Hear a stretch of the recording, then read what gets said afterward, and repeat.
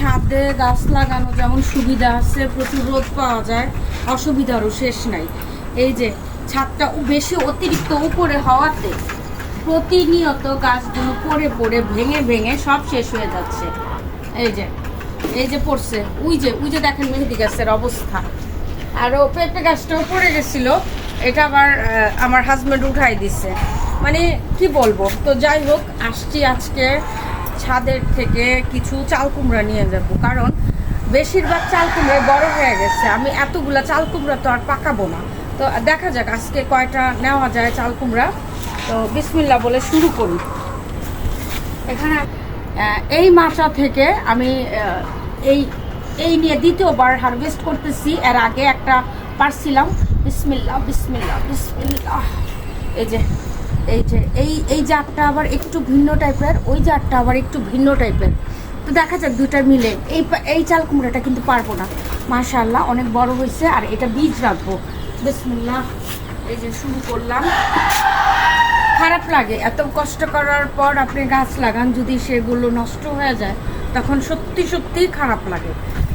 তো এই তো একটা পারলাম। ওই মাছে কয়টা আছে সেটাই দেখা যাক। আসো আমার সাথে।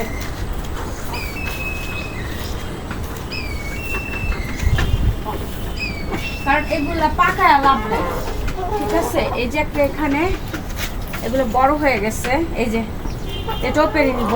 কচি কচি চাল কুমড়া খেতে কিন্তু সর্ষে বাটা দিয়ে ভাজি করেন কিংবা চিংড়ি মাছ দিয়ে রান্না করেন, ভালোই লাগে। ধরো বাবা। আল্লাহ, কি করলা তুমি এটা? হ্যাঁ, এমনি মাছের জানের অবস্থা ওই যে খুলে গেছে, ছিঁড়ে গেছে। ধাক্কা দিছো, খুলে গেছে। আচ্ছা, সমস্যা নেই। এই যে পারলাম। আর আছে কিনা দেখি। এই যে এখানেও আছে। এই যে আরেকটা আছে। রাখবো না, শুধু শুধু টাকায় কোনো লাভ নাই। এই যে এটি ইয়া দিয়ে বেঁধে দিচ্ছিলাম।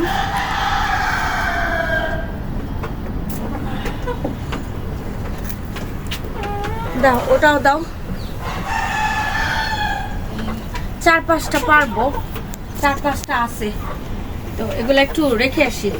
এই যে সুন্দর সুন্দর চাল কুমড়া, মাশাআল্লাহ মাশাআল্লাহ। একটু ছোট ছোট থাকতেই পারতেছি, কারণ বেশি বড় হয়ে গেলে আবার ঝামেলা হয়ে যায়। এই যে এই মাচার থেকে 3টা, ঠিক আছে। আরও একটা আছে, আরও একটা পারা যাবে এই মাচা থেকে। ওই চাল কুমড়া ওখানেও কিন্তু একটা আছে। তো আর একটা পারি। মেহেদি গাছটা একটু পরে উঠেন। কি অবস্থা, কি অবস্থা, কি অবস্থা! আর ভালো লাগে না। এই যে একটা ছোট্ট বেগুন আছে। Thank you. এই যে এখানে ছোট ছোট বেগুন আছে, পেরে ফেলি। শুধু শুধু নষ্ট করে লাভ নাই। ধরো তো বাবা। আর আছে চাল কুমড়া।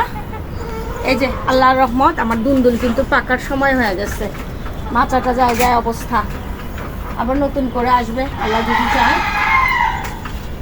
আর আমার লাউগুলো সবই মারা গেছে। কেন এমনটা হয়েছে আমি জানি না। এটা কি, এটা বুঝলাম না কি হলো। এটা বাড়তেছে না, কিছু হইতেছে না। থাক।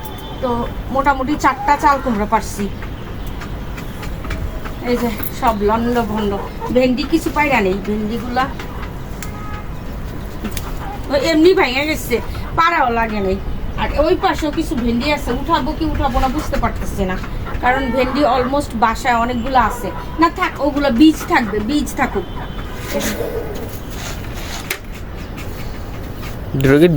দুই রকমের জাত? হ্যাঁ, 2 রকমের জাত। এটা এক রকমের জাত না, দুইটা 2 রকমের জাত।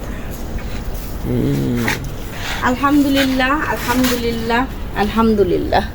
তো জাস্ট আজকের চাল কুমড়ার হারভেস্ট এইটুকু, ঠিক আছে।